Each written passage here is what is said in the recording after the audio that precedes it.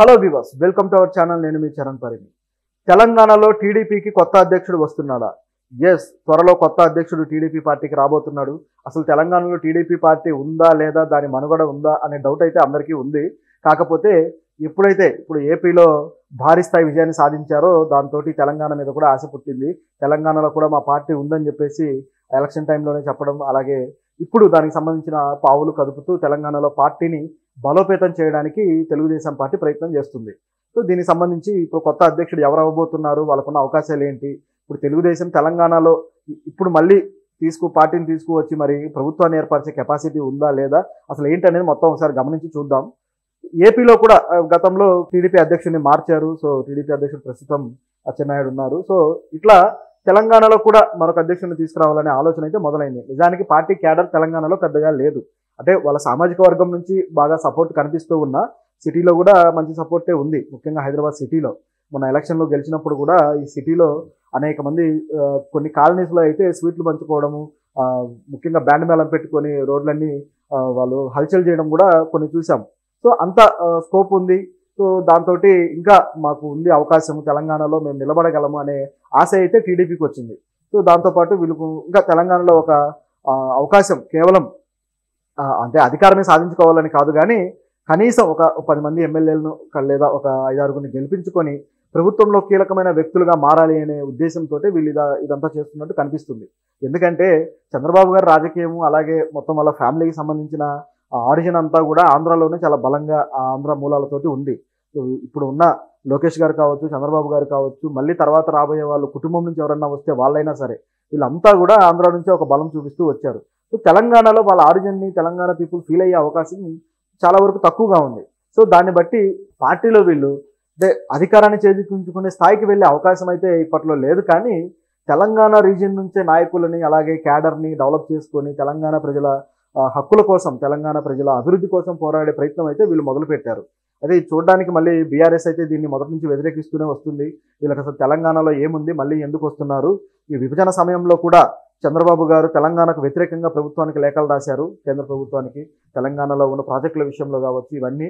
So ఏ విధంగా మీరు తెలంగాణలోకి వస్తారని చెప్పేసి ఈ కేటీఆర్ వీళ్ళు కూడా గతంలో కొన్ని గట్టిగా వ్యాఖ్యానించడం జరిగింది. సో ఇదంతా ఒక ఎత్తు అయితే, ఇక జనసేన పార్టీ కూడా వీళ్ళతో ఆల్రెడీ కూటమిలో ఉన్న జనసేన పార్టీ కూడా మొన్న ఎలక్షన్స్లో జనసేన తెలంగాణలో కూడా ఉంటుంది, పోటీ చేస్తుందని చెప్పేసి ఒక అభ్యర్థిని పెట్టారు.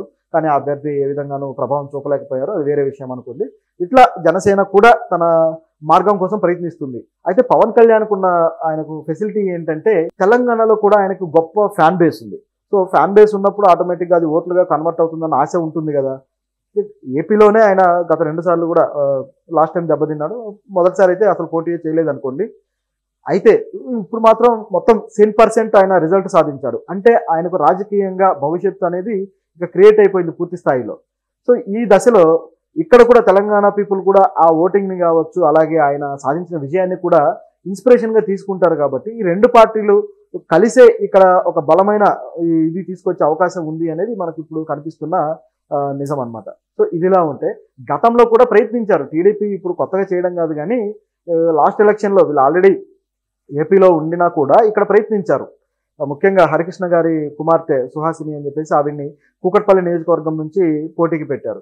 సో కూకట్పల్లి అంటే తెలిసిందే కదా, సెటిలర్స్ ఏరియా అన్న పేరుంది. కూకట్పల్లిని ఒక రకంగా హైదరాబాద్ ఆంధ్ర అంటుంటారు. అంటే హైదరాబాద్లో ఆంధ్ర లొకేషన్, ఆంధ్ర రీజియన్ లాగా అక్కడ పీపుల్ కల్చర్ కానీ వాళ్ళ పద్ధతి కానీ అక్కడ బాగా హైలైట్ అయిన పరిస్థితి అన్నమాట. సో ఈ సెటిలర్స్ అందరూ కూడా ఓట్లేస్తారు, సో ఆవిడ గెలుస్తుంది మన పార్టీ తరఫు నుంచి అనేది ఒక అంచనా. దాంతో ఆవిడని పెట్టడం జరిగింది. కానీ ఎలక్షన్లో ఆవిడకి పెద్ద ఓటింగ్ అయితే రాలేదు. దాంతో వీళ్ళ ఏదైతే స్ట్రాటజీ ఉందో అది దెబ్బతింది. ఇట్లా ఒక మైనస్ అయితే క్రియేట్ చేసుకున్నారు. కానీ వాళ్ళ ఆశలు అయితే చావలేదు. ఖచ్చితంగా వస్తామన్న నమ్మకం మళ్ళీ బయలుదేరింది ఇప్పుడున్న దీంతో. దాంతో తెలంగాణలో కొత్తగా ఒక అధ్యక్షుడిని పెట్టడం కోసం చంద్రబాబు గారు పావులు కదిపారు.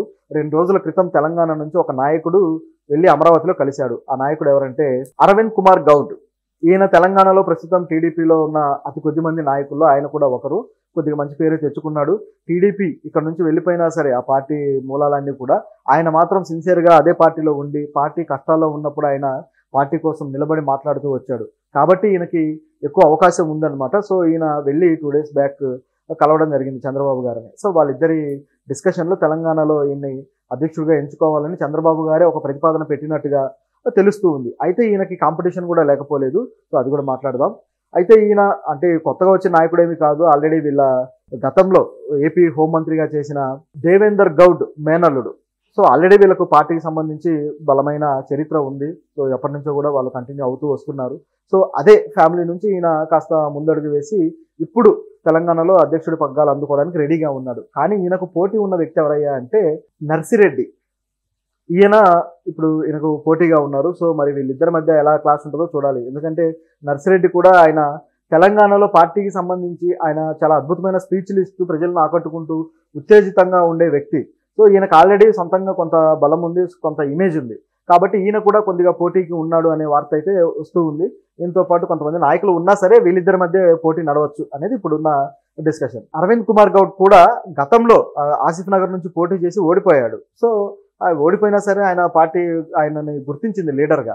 కాబట్టి ఎక్కువగా అవకాశాలు ఆయనకే ఉన్నాయని చెప్పక తప్పదు. మరి చూద్దాం తెలంగాణలో టీడీపీ రాజకీయం ఏ విధంగా ఉండబోతుంది. ఆల్రెడీ బీఆర్ఎస్ ఇప్పుడు తనకున్న ఉనికిని కొద్దిగా కోల్పోతూ వస్తుంది. కాబట్టి నెక్స్ట్ ఎలక్షన్లు వచ్చే లోపు ఈ టీడీపీ బలంగా తయారయ్యి ఆ బీఆర్ఎస్ స్థానాన్ని ఆక్రమించాలనేది వీళ్ళ ఐడియా. ఆల్రెడీ బీజేపీ కొద్దిగా బలం పుంజుకుంది. నెక్స్ట్ ఎలక్షన్లో ఖచ్చితంగా అధికారంలోకి వస్తామని వాళ్ళు మాట్లాడుతున్నారు. సో ఆల్రెడీ ప్రధాన ప్రతిపక్షంగా బీజేపీ తయారయ్యే అవకాశం అయితే లేకపోలేదు. కాకపోతే బీఆర్ఎస్ ప్లేస్ ఏదైతే ఉందో దాన్ని కబ్జా చేద్దామని ఆలోచిస్తున్నారు.